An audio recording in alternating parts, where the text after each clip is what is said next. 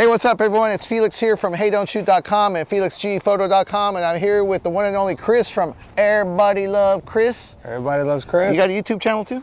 Of course. What's the name? YouTube channel down below. Everybody Loves Chris. Remember to check it out. Like and subscribe.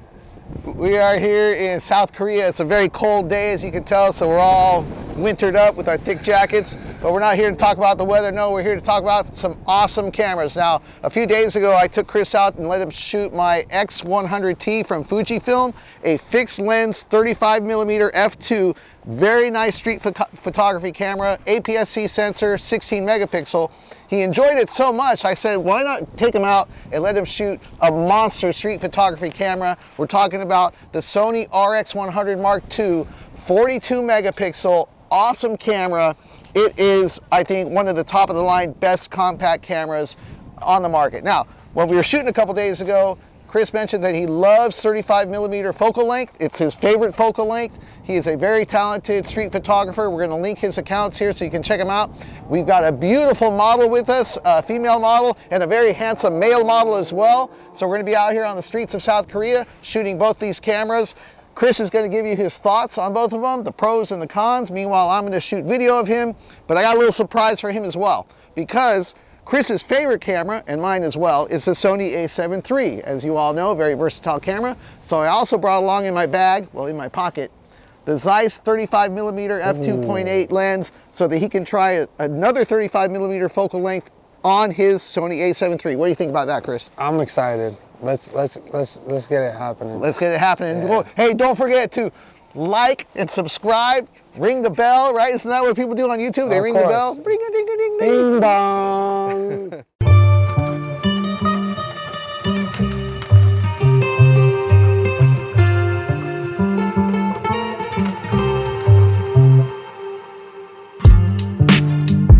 As you can see by this short video sample shot by Chris, he's not only a talented photographer but also an extremely talented videographer who loves color grading his shots, and he does it quite well. It was a pleasure to watch him work with our model Maribel. He established a comfortable rapport and helped her with her poses, which is great because she was not a professional model.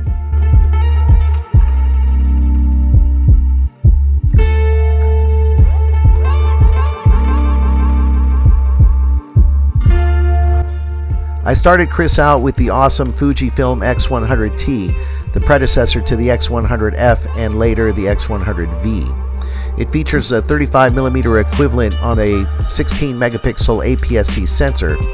Both he and I love the aesthetics given its super cool retro styling. It's one of my favorite street photography and travel photography cameras, but how does it stack up against the 42 megapixel Sony RX1R2? Here's the Sony RX1RII, a high-end boutique compact camera featuring a beautiful Zeiss Sonnar F2 lens with their T-star coating. The 42 megapixel sensor is backside illuminated and is widely considered one of the best sensors ever made, even to this day. It utilizes a pop-up OLED viewfinder coming in at a whopping 2.36 million dots. One of the key selling points of this camera is the variable low-pass filter, a first at the time of its introduction. And lastly, here's the Sony A7III with the often underrated Zeiss Sonnar FE 35mm f2.8 lens. I absolutely love this combination, and I'm often tempted to sell my RX1R2 as the images from this setup stack right up there with any other 35mm camera and lens combo that I've ever tried. Special thanks to our model Maribel. She did a great job given the frigid cold temperatures and considering she'd never done any modeling before. What do I love about the 35mm focal length? Well, for starters, it's highly versatile, great for street, portraits, travel, general purpose, journalistic, and even landscape photography. And now let's take a look at a few samples from the Sony RX1R Mark II.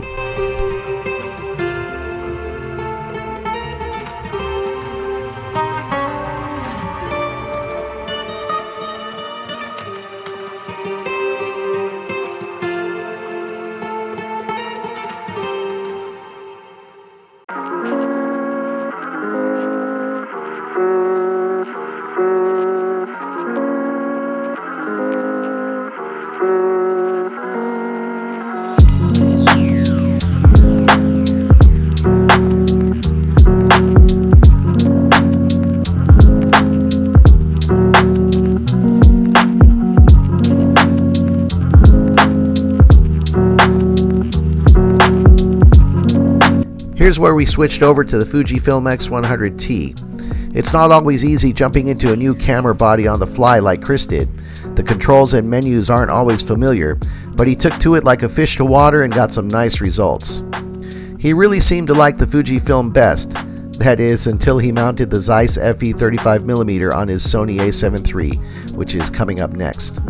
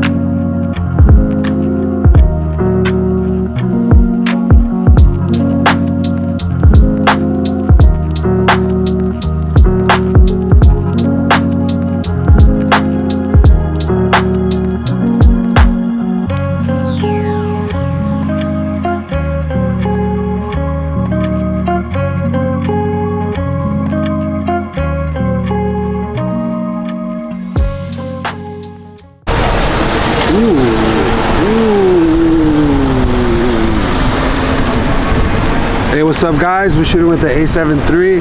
We're gonna try out the 35mm Zeiss 2.8 prime lens, little baby lens, kind of pancaking, but it's not. And we're gonna see what kind of shots we get. Let's see it. Oh, let's not get hit by a car. I always enjoy watching how other photographers work, their speed and rhythm, how they hold the camera, and what things catch their attention. Chris has got a real eye for the streets. You can definitely see his Bronx, New York roots in his style.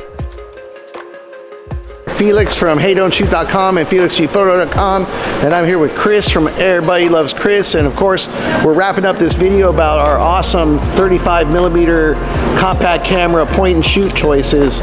So what we're going to do here is do a quick little wrap-up video, and first I want Chris to tell you a little bit about, now that you've had a chance to look at the final images and edit the images with the Sony RX1RII Mark II, tell me your final thoughts about using this awesome 35mm point and shoot.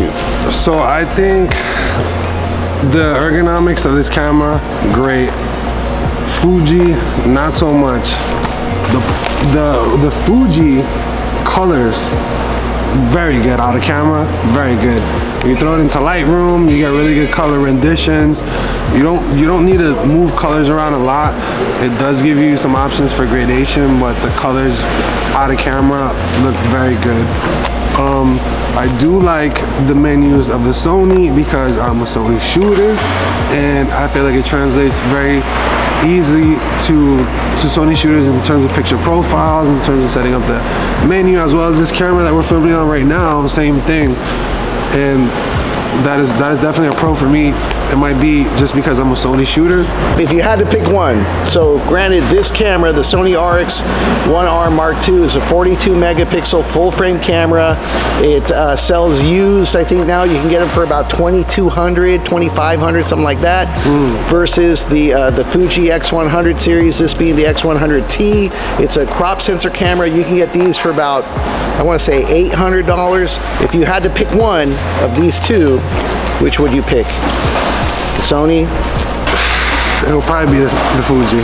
We're gonna wrap this video up by giving you one more 35mm experience, and the reason why is you love your Sony A7 III, and this is a Zeiss 35mm f2.8 lens, so it doesn't stop down to f2 like the RX0 Mark II or the Fujifilm Fujinon lens. It stops down to f2.8, but this one is really cheap and super lightweight. So we're gonna walk around a little bit, shoot a few more photos, and we'll include those samples in this video, and then we'll get our final comments when we're all done. All right, talk to you later. All right, where are we at right now? We're in the Dongdaecheon in the marketplace here, a traditional Korean market. It looks like kind of a slow Saturday afternoon, but should be some good street photography opportunities, and we'll walk around and take some street photos with this awesome lens and camera. I love 35, but it's so small. It's like what you want your camera to be. People hardly ever talk about this lens, and it is one of my favorite lenses. One of my favorite photographers uses this lens, Billy Din.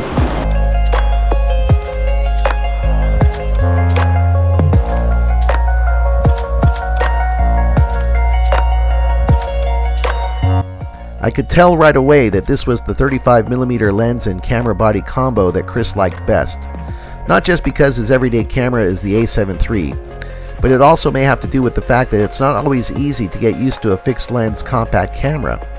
Given the smaller body size, there are usually fewer buttons and dials, which means you have to get into the menus to customize your settings, and that certainly takes a little getting used to.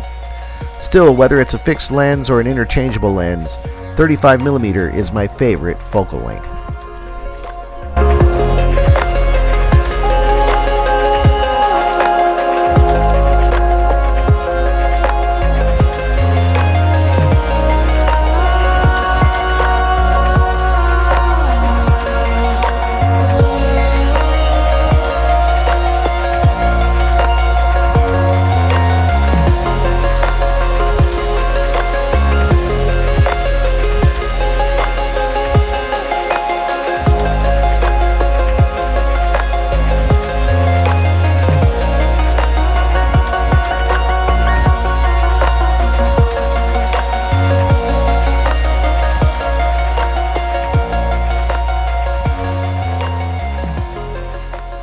So now that you've had a chance to shoot with the Sony Zeiss 35mm f2.8 on your A7 III, how do you compare it to those point and shoots fixed lens 35mm?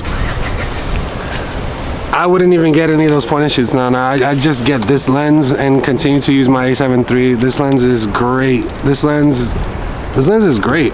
Yeah. I feel like you're invisible. No one can see you. It's small, cute. The color rendition is great. That actually doesn't surprise me, because like every time I use that little 35mm lens, I wonder why I even bother having like my point and shoots. For me, it's just luxury and fun having these point and shoots with the 35mm lenses. But that on your A7 III, as far as I'm concerned, price, quality, rendition, everything, I just think this is the way to go. You can get one of these used for like $330. Now the package is a little smaller. This is kind of like having an A7C. The A7C? Kind of like an A7C. And it does have like the lens is kind of like a rangefinder situation, and it does have like a vintage.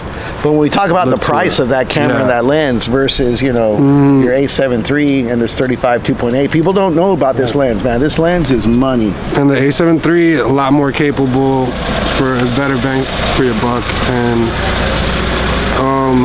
that's good, man. We always go back to the A7 III, and I think the A7 III definitely wins the 35mm roundup. There you have it. Great Hey, camera. let us know what you think in the comments down below. What do you like? Do you like the Zeiss 35 f2.8 on the A7 III, or do you like using a point and shoot with a fixed 35mm? Let us know what you think in the comments. Be sure to like and subscribe and do the bell and all that sort of stuff. For Chris, this is Felix. Thanks for watching another great episode of HeyDon'tShoot.com.